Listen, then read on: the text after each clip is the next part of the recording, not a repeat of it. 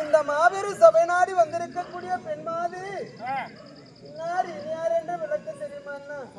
தெரியும், சொன்னால் தெரியும். ஆமா, சொல்லவில்லை என்றா தெரியாது. அண்ணா, இது என்ன நாடு தெரியுமா? தமிழ்நாடு. தமிழ்நாடு எல்லாருக்கும் தெரியும். நான் வாழக்கூடிய நாடு என்ன நாடு தெரியுமான்னு? நீ வாழ நாடா? ஆமாண்ணா. இது ஆனகுந்தி பட்டணம். இதுதான் துவாரகையிலே ஒரு பகுதியாக விளங்கக்கூடியது ஆனைக்குஞ்சி பட்டினம். இந்த ஆனைக்குஞ்சி பட்டினத்தில் அர்ஜுன பெருமானை மணந்து எங்களுடைய இருவருடைய சுகமுகத்தினாலே அழகான ஒரே ஒரு ஆண்மகனை பெற்றிருக்கேன்.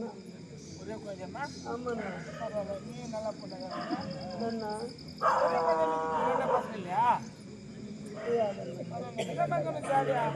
ஒரே ஒரு மகன், ஒப்பற்ற மகன். என்னுடைய மகன் நாமதேய தெரியுமா? வீர அபிமன்யு. வெத்தனை தட்டு புள்ளிய பத்து போ கொஞ்சம் யாரும் ஒன்று கேட்க பார்த்துல பொண்ணு பத்து தம்மா பெரிய பாஜை போட்டு அதுல கட்டி காத்து பெரிய முத்தியா போகுது நெருப்புல மடி கட்டி மடியில நெருப்பு கட்டி மீது கட்டி வந்து ஏன் பண்ணியும் அது கல்யாணம் பண்ண போது பார்த்தா நிம்மதியாச்சு சரி ஆச்சலம்மா எனக்கு சரி ஆச்சலம்மா ஒரு தீபாவளி வந்து சுட்டு கொடுக்குதியாம்மா இல்லை ரெண்டுக்கு 10 ஊருக்கு போனேன் நான் சுட்டு கொடுக்கு 10 ஊருக்கு போகணுமா 10 ஊருக்கு போகணும் 10 ஊருக்கு போகணும் சொல்ல 10 ஊர் வாங்கிட்டு 10 பேர் கொடுத்தா 7 பொண்ணு கொடுத்தாச்சிருவாங்க 10 ஊர்ல போய் வாங்கிட்டு வந்து 7 பொண்ணுக்கு கொடுத்தாச்சிருவேன் யார் என்ன கட்டி வச்சிருப்பாங்க வீடு போன நம்ம ரெண்டு அந்த ரெண்டு குட்ட போக கொடுத்தாச்சுல போகுது அது தப்பா பண்ணிக்கிறோமா அண்ணா ஓ அப்படி எங்களுடைய இருவருடைய சுகபோகத்தினாலே ஒரு மகனை பெற்றெடுத்திருக்கேன் பரவாயில்ல அண்ணா என் மகன் என்னுடைய மகன் எப்பொழுதுமே என்னுடைய வார்த்தை மீறியே நடக்க மாட்டான்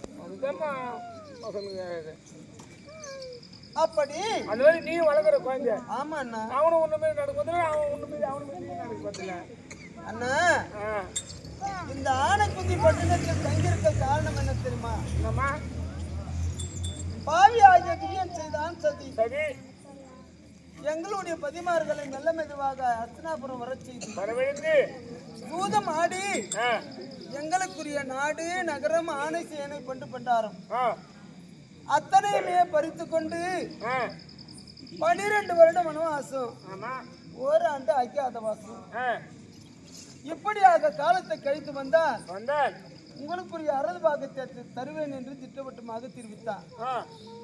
அதனையே சிறுமேற்கொண்டு தற்சமயம் கானகத்தில் இருக்காங்க அண்ணா என் பதிமாருங்க என்ன நேரம் நீ அண்ணா நான் மாலை சூழிய நேரமும் இன்னும் அண்ணா என்ன பண்ணுதுமா என் பதிமார்கள் எல்லாம் தற்சமயம் கானகத்தில் இருக்காங்க.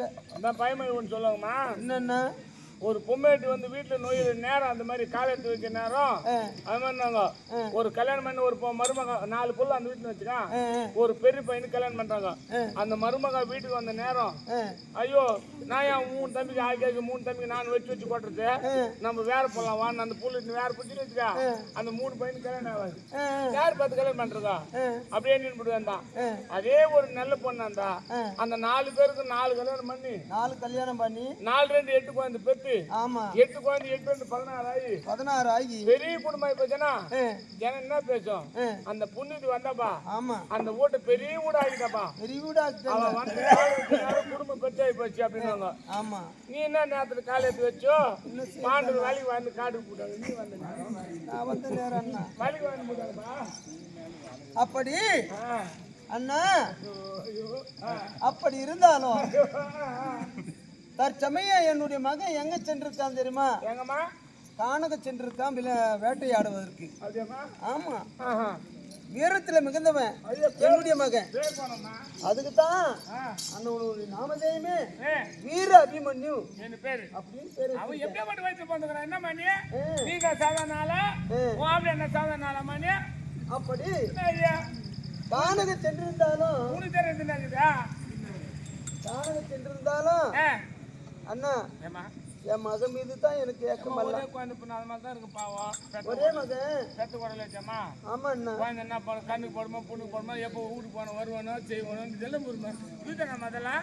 அப்படி அண்ணா ஒரு ஆமை இருக்கு. ஆமா அந்த ஆமை ஆகப்பட்டது நீருக்குள்ளே வாழக்கூடியது ஆமை. ஆமா அப்படி நீருக்குள்ளே வாழ்ந்தாலும் அது முட்டையிடும் பருவத்தில் எங்க வந்து முட்டையிடும் தெரியுமா? எங்க கரை மீது வந்துதான் முட்டையிடும். ஆமா அப்படி முட்டையிட்டு விட்டு மறுபடியும் நீருக்குள்ளே சென்று விடும் இறை எடுக்க. அப்படி இறை எடுக்க சென்றாலும் அந்த முட்டைக்கு அந்த ஆமைக்கு என்னமெல்லாம் எங்க இருக்குன்னு தெரியுமா? முட்டை மேலதான் இருக்கும். கரை மீது வைத்து விட்டு வந்தோம்னா முட்டை அந்த முட்டைக்கு என்ன ஆபத்து வருமோ என்றுதான் அந்த முட்டை மீது தான் ஞாபகமெல்லாம் இருக்கும். அது போன்று என் மகன் கானக சென்றிருந்தாலும் என் மகன் மீது தான் ஏக்கமல்ல அண்ணா. எப்போது வருவான் எப்போது வருவான் அப்படின்னு ஆவலோடு காத்து கொண்டிருக்கிறேன். காட்டு போட்டுக்கிறாங்க. அண்ணா அதாவது அன்னவர்கள் காணக சென்ற நாள் முதல் இது நாள் வரையிலும் இந்த தோரகையிலே ஒரு பகுதியாக விலகக்கூடியது ஆனைக்குந்தி பட்டினம். இந்த ஆனைக்குந்தி பட்டினத்தில் தாய்க்கு பிள்ளை ஆதரவு, பிள்ளைக்கு தாய் ஆதரவு, இப்படியா வாங்கிட்டு வரேன். அண்ணா வானமோ மேகமூட்டமாக இருக்கு, காற்றோ பலமாக வீசுது. அண்ணா ஏதோ ஒரு லிகித அடித்து வருதண்ணா.